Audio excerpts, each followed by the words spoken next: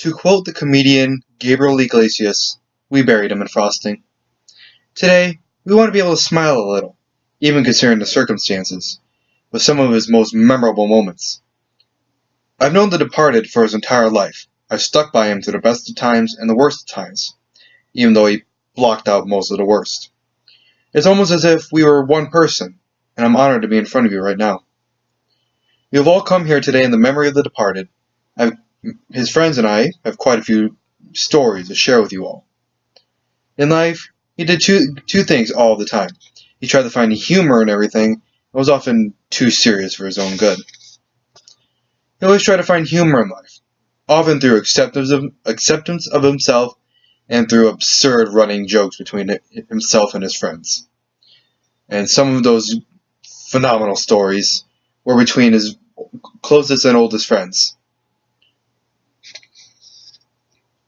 For example, one friend, Devin, a classic greeting between the two of them would be that he would walk up and go, "Hey, Fatman," and he just kind of rolled with it. It became a running gag. It was a joke between the two.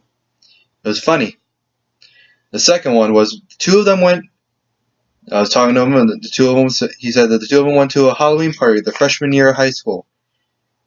The departed started off the night in full costume, and as Devin put it, he's like, "You started off the night in costume, you ended up a stripper."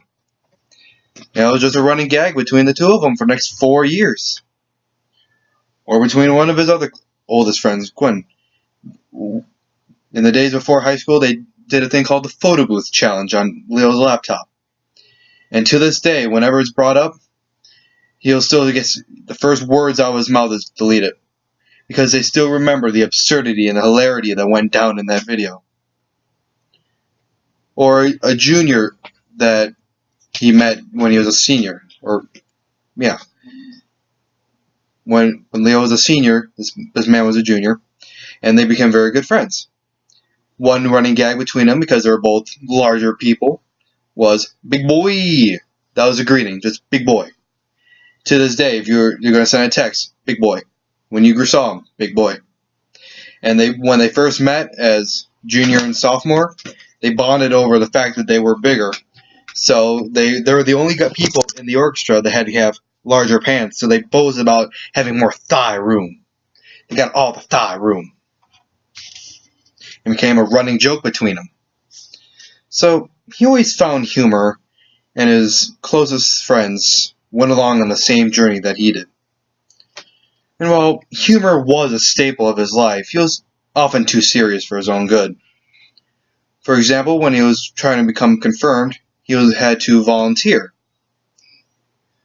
And at one point, he was tasked with helping little second graders with their first communion. And even though it was just practice, he could just point and say, "Go, your turn, go, your turn, go." But rather, he pretended as if it was the real deal. With that exact hand motion, "The real deal, you may go now." Or at his graduation, while people next to him were all excited and happy, the video that his dad was taking shows him stoic, focused. "I must be mature." That was what was going through his head.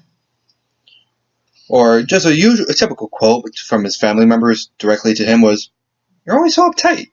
Why are you so uptight? Why are you so serious? Loosen up. Loosen up. Loosen up a little." That was just a common phrase thrown back, just said because he was often too serious for his own good.